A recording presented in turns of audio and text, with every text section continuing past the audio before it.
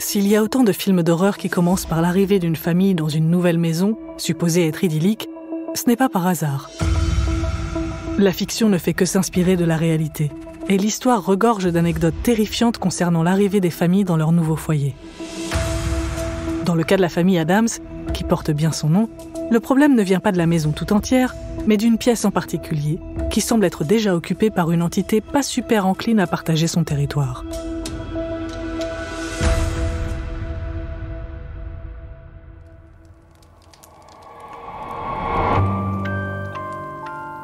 Je suis Taous Merakchi. Vous écoutez Feu de camp, saison 7. Le podcast qui vous transporte dans des histoires paranormales et non élucidées.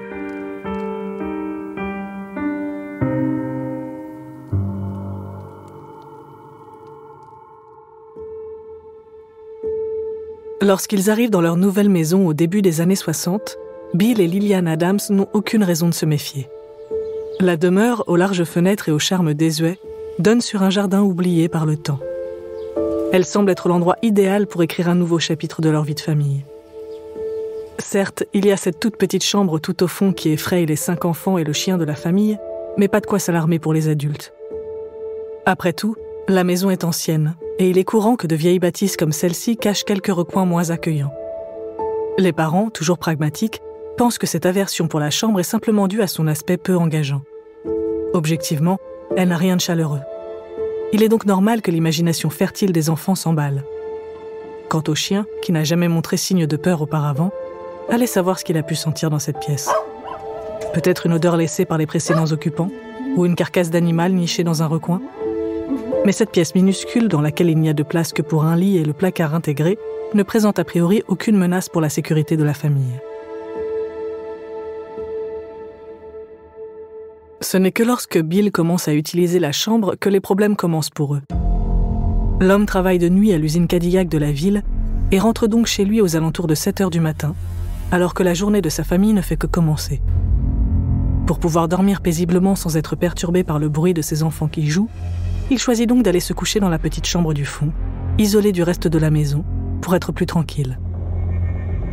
Mais à chaque fois qu'il y dort, son sommeil est perturbé par des cauchemars si violents et si terrifiants qu'il se réveille parfois en hurlant jusqu'à en avoir mal à la gorge. Un jour, il rêve que la porte du placard s'ouvre et qu'un cadavre mutilé tombe à ses pieds.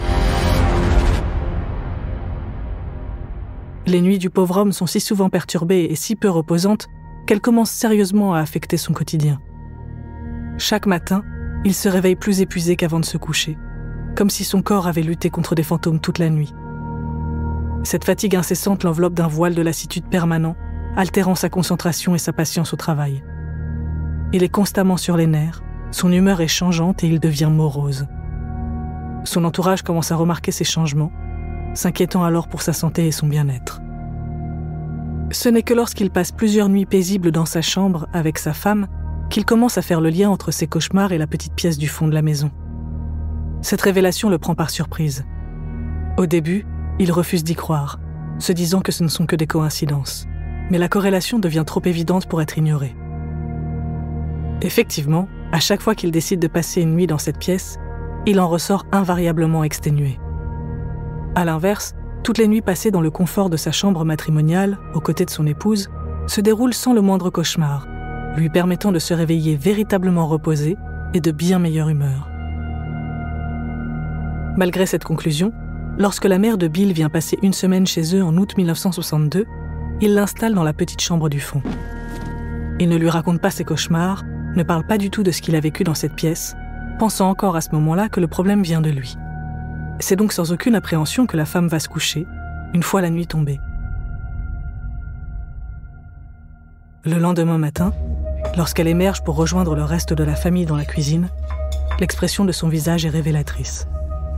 Sa peau a pris une teinte pâle, presque fantomatique, et les lignes de son visage semblent plus marquées. Ses traits sont tirés. Ses yeux, normalement pétillants d'énergie, sont voilés et marqués de cernes noires. Quand on lui demande si tout va bien, elle répond qu'elle a très mal dormi. Son sommeil a été perturbé toute la nuit par des bruits étranges dont elle n'est pas parvenue à trouver l'origine. Elle ajoute, non sans un frisson de terreur, qu'elle a eu l'impression que quelqu'un tentait désespérément d'entrer dans la chambre par la porte du placard, comme s'il renfermait un passage secret. Elle conclut en ajoutant qu'il est hors de question qu'elle y passe une nuit de plus. Elle est d'ailleurs si perturbée par cette première nuit qu'elle décide de raccourcir considérablement son séjour et rentre chez elle au bout de 2 ou 3 jours. En octobre de la même année, ils reçoivent la visite d'un ami, Shirley Patterson, qui lui aussi prévoit de passer quelques nuits sous leur toit. Shirley est un homme pragmatique et terre-à-terre, pas du genre à croire aux esprits et aux farfadets. Et Bill et Lillian Adams se disent que s'il dort paisiblement dans cette chambre, c'est qu'ils n'ont pas à s'en faire. Alors ils l'installent dans la chambre du fond, sans jamais parler de leurs expériences déplaisantes pour ne pas l'influencer. Le soir, Shirley se met au lit, prêt à passer une bonne nuit bien reposante.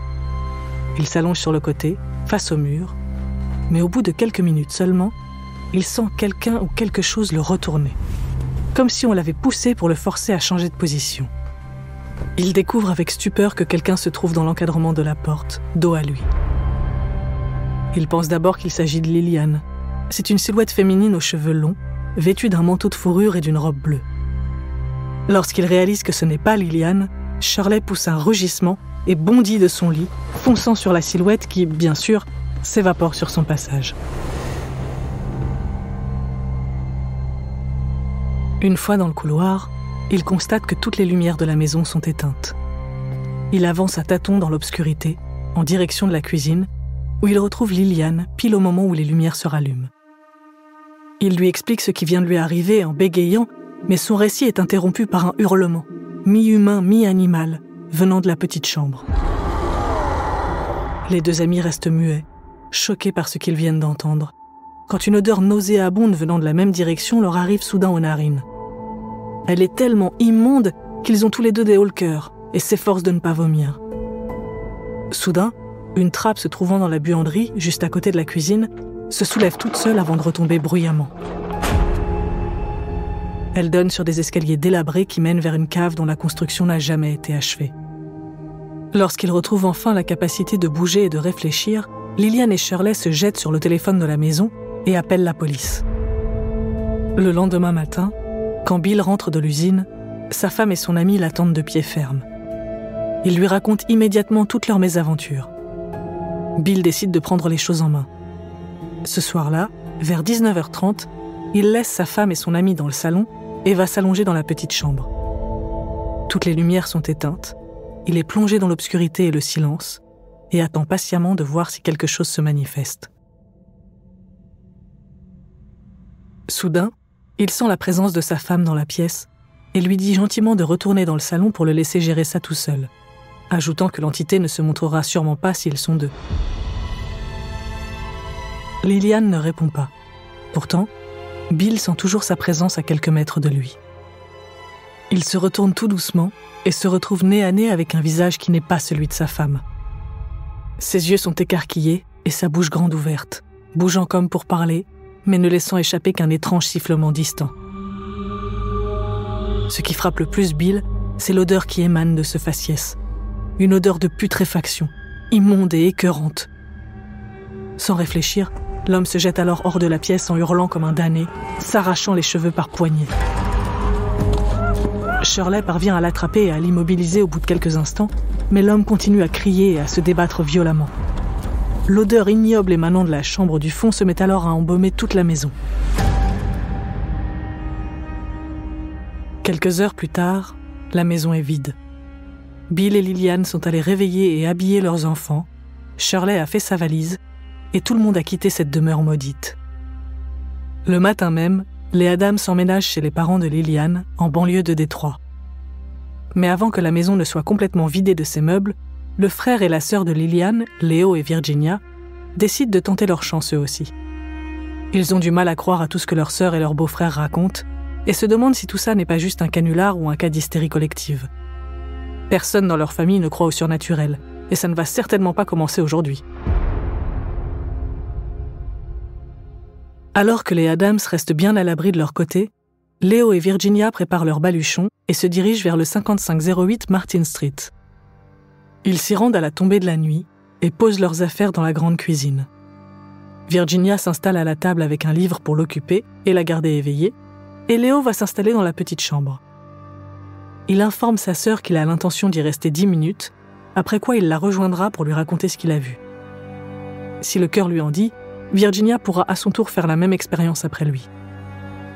Léo s'allonge, Virginia reste à sa place, la maison est plongée dans un silence de mort, et chacun de leur côté, ils attendent.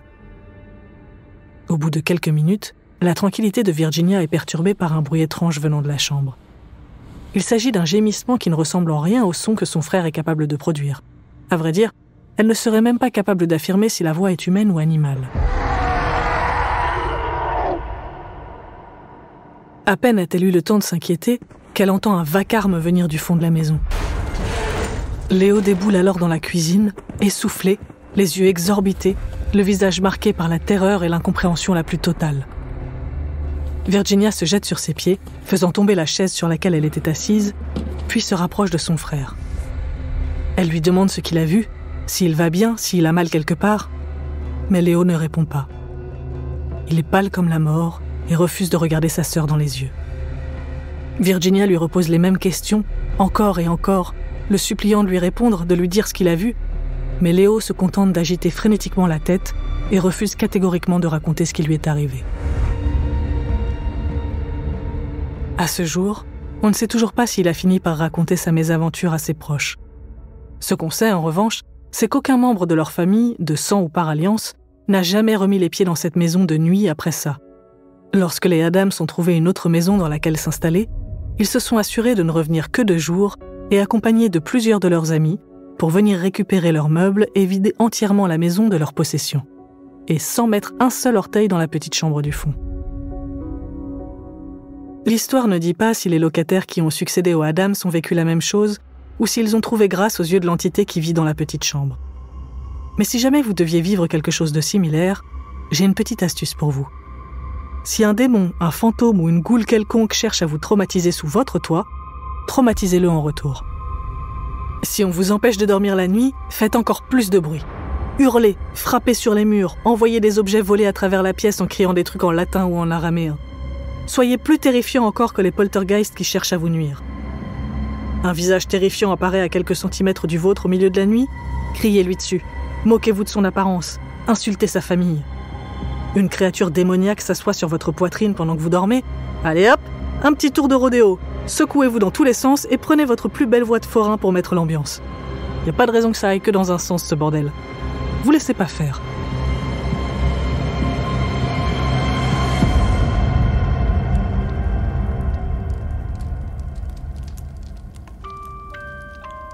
Feu de camp est un podcast d'Énergie Création, écrit par Taous Merakchi et réalisé par Romain Nicolas.